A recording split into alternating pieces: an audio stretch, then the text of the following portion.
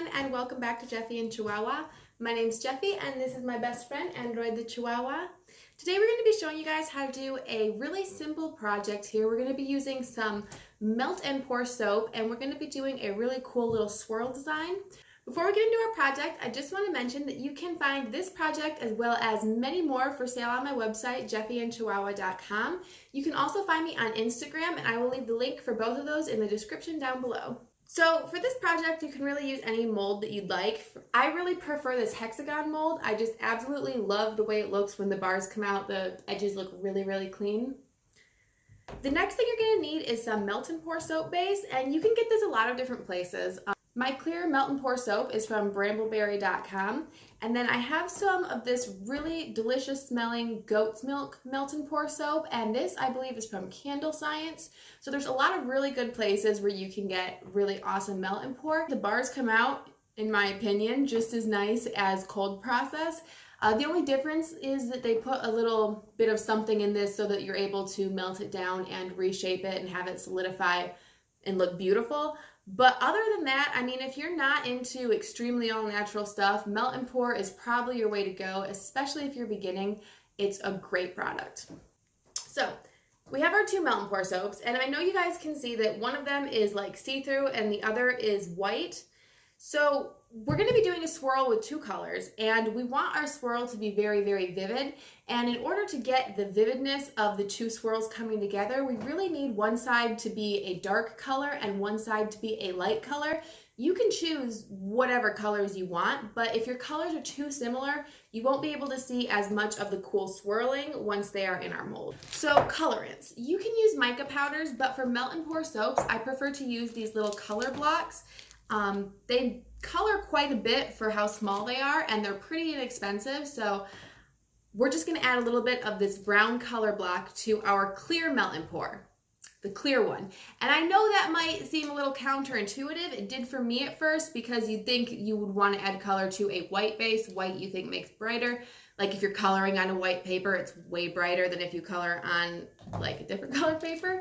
So, but the thing is with the clear melt and pour is that you can see straight through it, so you can see straight to the color. So if I was to put this brown colorant in our white melt and pour soap, it would make color, but it would be a lot lighter than if I was to put it in this clear melt and pour soap. So the darker color is actually going to go in the clear instead of the white, which at this point, when you look at them next to each other, the white is obviously darker, but clear will end up being darker once you add your colorant. So for those of you that haven't worked with melt and pour soap yet, it's very simple. You put it in these little jars that are microwavable. These jars are like $5 on brambleberry.com, and you can get them a lot of other places. There's a lot of really good soap suppliers out there.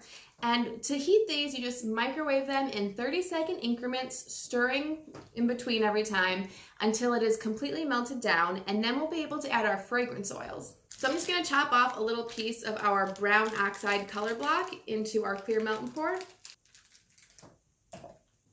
All right, now these are ready to go in the microwave. Both of these fit in the microwave together, so at first I was microwaving them together. However, I did notice that my goat's milk soap solidifies a lot quicker than my clear melt and pour soap base. So I'm going to actually put the clear in first, do the 30-second stir, 30-second stir, and then I'll pull this one out and put this one in, 30-second stir, 30-second stir, and then I will meet you guys back here and I will show you pouring into our molds. So this is what our brown looks like after it's all nice and melted together. It's still extremely runny. And I just pulled out our goat's milk soap, and this one looks really good as well.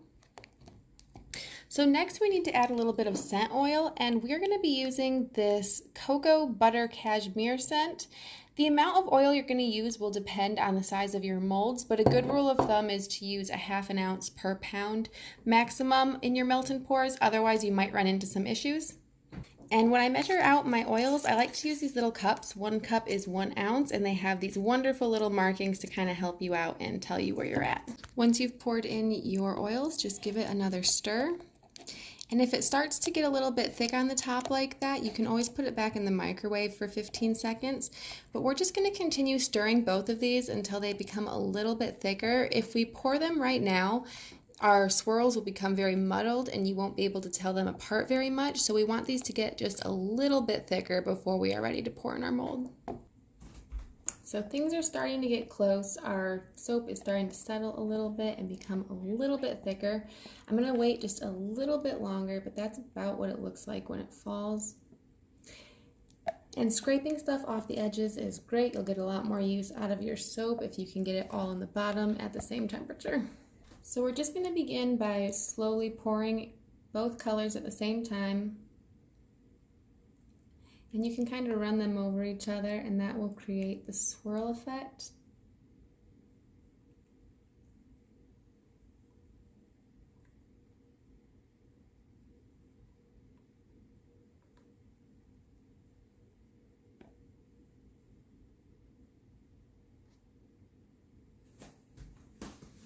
Looks like I mismeasured a teeny bit, but that's all right. I will just keep that bar for myself. And then the next thing we need to do is just top it off with a little bit of alcohol, and that will break up any bubbles that we have, and it will also keep our soap from ashing. Now we just let these sit and come back in about an hour or two, and these should be ready to unmold. You are always welcome to wait longer than that to unmold your melt and pours, but in my experience with these teeny bars, they are usually ready to come out within the hour or two. So it's been about 2 hours, and in the meantime, I was able to take my little doggy to the park for a nice walk, and now our soaps are completely ready to be unmolded. So first I'm going to pop out my bar that's a little bit smaller.